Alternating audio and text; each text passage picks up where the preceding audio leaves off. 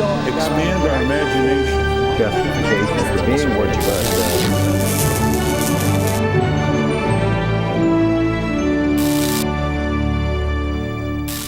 Hello and welcome to Washington Unplugged. I'm Capitol Hill correspondent Nancy Cordes. We begin today with the push for sweeping financial reform. The president is going to New York this Thursday to make his case less than a week after the Securities and Exchange Commission announced its lawsuit against Goldman Sachs, which pits Wall Street's top regulator against its most storied bank.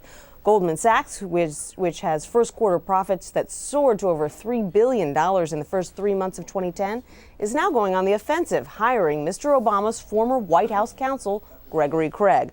What's that going to do to reform? Well, Politico's Eamon Javers broke the story late last night, and he joins me now. Hi, Eamon. So explain this to us. Greg Craig gets hired by Goldman Sachs to do what exactly? Because there are rules, right, about what he can and can't do so soon after leaving the administration? That's right. He's restricted by the administration's ethics policy, which he signed, to not contacting folks at the White House for 2 years.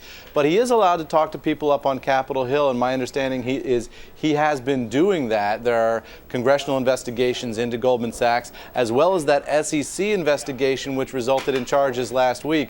So there's a lot on Goldman's plate here in Washington, but I'm told that his real value to Goldman Sachs is that he really understands both the politics and the legal piece of the problems that Goldman is facing. And having somebody who can do both of those things is extremely helpful for Goldman. And of course, here's Goldman, which is known for hiring political insiders, doing that yet again with an ex-Obama administration official. He can also advise them on strategy, right? Because you report that Goldman Sachs is having to tread very carefully here as it tries to figure out its PR response to all of this. It doesn't want to come across as too aggressive or too arrogant, and yet at the same time, it's trying to portray itself as pro-reform. Yeah, that's right. But at the same time they're doing that, they're saying, we're going to fight this SEC case. They really feel like it doesn't have any merit. And remember, this is an investment bank that was sort of one of the most storied names on Wall Street, sort of the ultimate high watermark for quality in investment banking for years and years.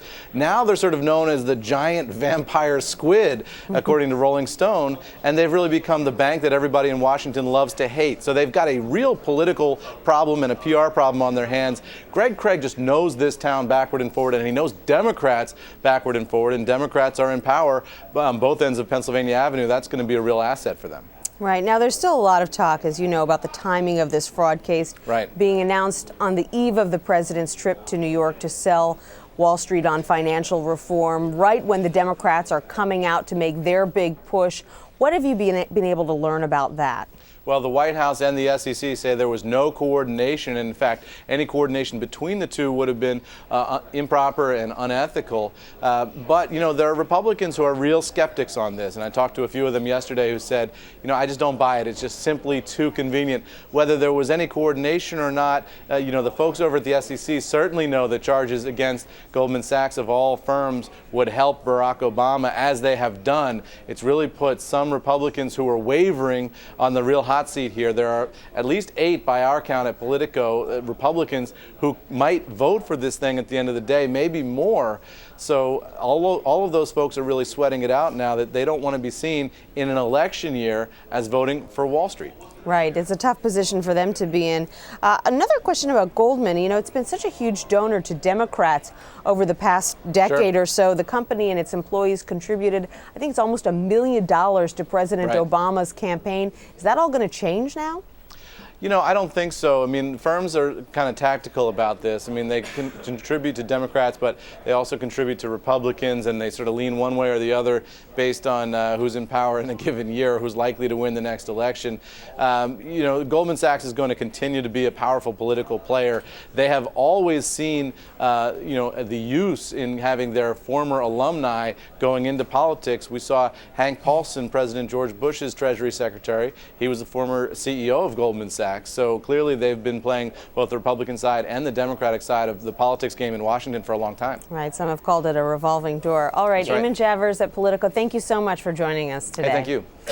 Turning now to the upcoming congressional vote on the Employment Non-Discrimination Act, which would protect employees on the basis of sexual orientation or gender identity, including transgender and transsexual teachers. Supporters and opponents are getting ready for what will most likely be a polarizing debate. And so joining me to discuss it are Allyson Robinson, Associate Director of Diversity for the Human Rights Campaign, and Andrea Lafferty. She's Executive Director of the Traditional Values Coalition. Thank you so much, both of you, for joining us today. Thanks, Nancy. So, Allyson, let's start off with you. Explain to us exactly what ENDA does and why you think it's important. Well, you know, most Americans don't realize that in 29 states in this country, it's perfectly legal to fire someone for being gay just because you don't like gay people. In 38 states, perfectly legal to fire someone for being transgender just because you don't like transgender people. What ENDA does is it takes what a majority of Americans do recognize as a fundamental value of fairness in the workplace. We judge people on the basis of the work that they perform and not on the basis of how they look or what they do outside of work. And it applies that standard to federal law. Mm-hmm. And where does the legislation stand right now? Well, currently, ENDA in the House of Representatives has 199 co-sponsors. That's 199 members of the House who have put their name on the line as supporting this piece of legislation, recognizing that their constituents support it as well. And it is currently on its way, probably out of committee within the next couple of weeks, into a full vote on the House floor. Andrea, you have said that having transgendered teachers in the classroom would put children in harm's way. Why do you say that? Well, I think, first of all, the timeline's been pushed back. Barney Frank has promised to vote either tomorrow or the following Wednesday. I don't think it's going to happen because members don't want to have to walk the plank. Many members of Congress don't understand that this bill will override the law in 38 states, and it will make it so that a school district and a local school will be unable to make hiring decisions regarding transgender teachers. If an individual comes and says to the principal, I am a man, I'm going to become a woman by next year, the teacher cannot be reassigned out of the classroom. That would be illegal. Why do you think they should be We reassigned? believe that children need a safe environment in which to learn. And the bottom line is the APA says people with gender identity You're talking disorder, about the American Psychological the American Association? Psychiatric Association says that gender identity is a mental disorder. Why are we giving our school children over to people with a serious mental disorder? Well, you know, first off, I've got to say, I find that profoundly offensive. Well, you know, I'm sorry if you do, but the bottom line is you have been diagnosed with a mental disorder. You know, and so this is I think that goes to show that you don't really understand psychology. I'm here with a person who was born a man who identifies now as a woman, and that will be very confusing to children. Well, you know, what about my children, Andrea? Well, you know, your my children are not confused. But we're talking my children about know what their the gender is, majority and of they know what American mine children. is. And I think once again, Speaker Pelosi is going to ask these conservative Democrats to walk the plank on a highly controversial issue, putting transgender teachers in the classroom. And then, of course, the effect it will have on businesses, Christian businesses. But again, we're focusing right now on the fact of how children will be affected. How do you think children would be affected? Well, you know, I'm a parent. I have 4 children between the ages of 5 and 11. I live in a neighborhood that's full of children, and I can tell you that my neighbors are not afraid to have my children play with theirs. They're not afraid to send their children to my home for my wife to tutor them, for them to spend the night, to play with my kids. You know, we talk about 38 states not having these protections, but the fact remains that there are 12 states where these protections exist. And you know, there has been no epidemic of, you know, children coming out of those public school environments profoundly harmed, gender confused. In California, there was a situation, one case, an example, where the music teacher transitioned, and so the parents didn't know about it. The parents pulled their kids out of the class. Many of the children were confused. Oh no, wait! You know, but you said the parents couldn't pull their kids out of class, but they did? In different cases, sometimes they're able to pull their kids out, and sometimes they aren't. So you said it would make that illegal. No, it makes it illegal for the teacher, for the school to remove the teacher, because by removing the teacher from the classroom, it will be illegal. The federal government is coming in and telling Virginia, the Carolinas, and the list goes on, that we're going to override your law and we're going to tell you what to do in the classroom with teachers. And you know, the American people don't know what's going on with this bill, but we are at Traditional Values are making sure that they do. We're educating members of Congress. We know now that the leadership in the Congress does not want a lot of debate on this, because they know if the light is shown on this, they lose. Allyson, is there any room, do you think, for common ground between, your two groups? I mean, do you think that there is a way to legislate fair practices in the classroom that would set up, for example, a way to explain to children what is going on? The curriculum changes too. I directed that question to me, Andrea, and I'll tell you this: in 1960, when New Orleans schools were desegregated, there was an organization of mostly white women that called themselves Save Our Schools. They marched in front of public schools. They pulled out every scare tactic in the book. They had signs with Bible quotes on them. They had signs equating desegregation with communism. They spit on children and teachers, and they yelled racial slurs at them. That was discrimination in 1960. It's discrimination today. These are the same tactics. You stand in that tradition. Comparing a mental disorder with how someone is born African American or Hispanic, I know is offensive to the African Americans that our organization represents. It's highly offensive to compare that, to say that a mental disorder is the same. Well, do you see any room for common ground on this issue? So do you think we would have no problem with people with a serious mental disorder receiving help, but to give them an elevated status within civil rights, within law, is very different. School is about kids. It's not about someone's personal issues or agenda. Children need a safe environment, a secure environment, and a stable environment. And to introduce a man who's become a woman is very confusing to children. Nancy, isn't that something that they will encounter in society regardless? Perhaps. Maybe not, but isn't it also, why is it the decision of a small number of people to push this on the children of this country? Well, once again, there's a majority of Americans who support these protections. Oh, not a majority. We'll see. We'll see. If gay marriage doesn't pass, even in California, how would transgender teachers in the classroom pass? I don't think so. And you say a majority of Americans support this based on? A majority of Americans support the fact that not discriminating against lesbian, gay, bisexual, or transgender people is a fundamental American value, that people should be judged in the workplace on the basis of one thing, and that's whether or not they can do their job. Miss Lafferty's organization is offending in so many ways, but what about all of those transgender teachers that that you're talking about?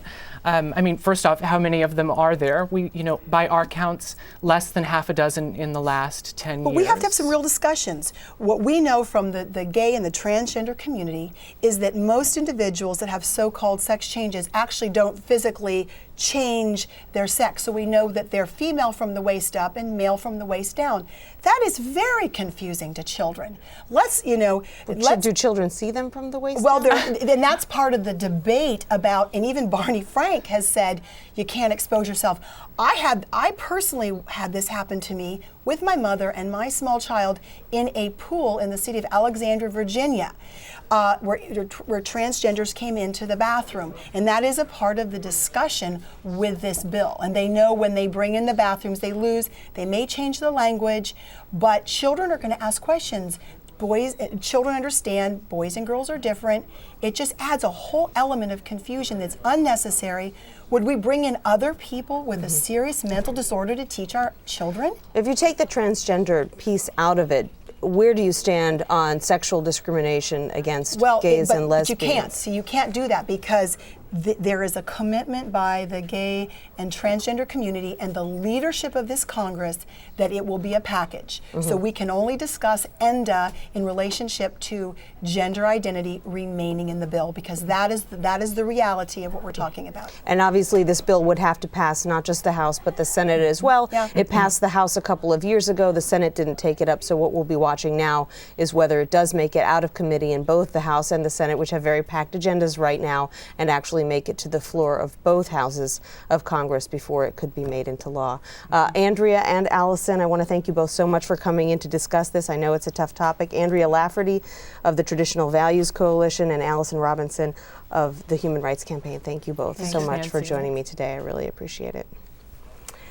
And finally, protesters armed with handguns on their hips and rifles dangling from their shoulders gathered at Virginia's Gravelly Point Park on Monday, protesting what they say is a dangerous intrusion on their Second Amendment rights. Our Fernando Suarez was at the rally.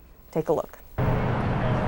Armed with machine guns, rifles, and holstered handguns, dozens of gun supporters protested just across the river from the nation's capital over fears that they're slowly losing their constitutional rights. And all it is Americans standing up and saying, we're taking our rights back. Don Seifert drove from Georgia to attend what organizers are calling the first armed rally at a national park since a law was passed allowing people to carry guns there.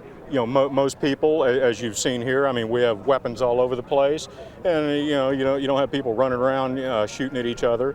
It is part of the American way of life. Despite what some might view as excess artillery, Seifert says the rally isn't about guns.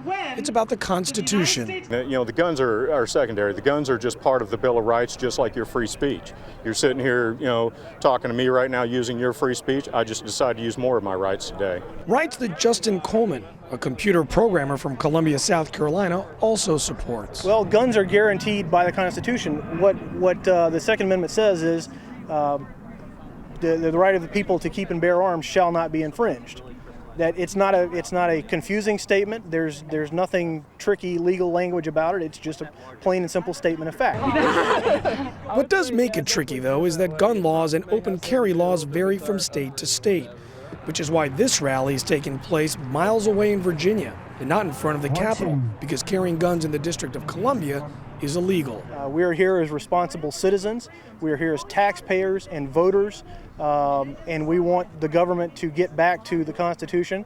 We want them to stop arrogating powers to themselves that are not granted to them by the people or by the states. As for Don Seifert, the solution is quite simple. You know, a armed society is a polite society. You know, it's an old cliche, but it's absolutely true. Despite the fact that there were more weapons than people at the rally, there was no violence and there were no incidents with law enforcement. I can't tell you that the other big issue that came up over and over again, the president's health care plan. The crowd was very much against it, echoing some of the same sentiments we heard at last week's Tea Party rallies. Nancy? Fernando Suarez, thank you. And that'll be it for Washington Unplugged today. Join us again tomorrow on CBSNews.com. I'm Capitol Hill correspondent Nancy Cordes. Thanks for joining us and have a great day. Expand our imagination. Justification for being what you are.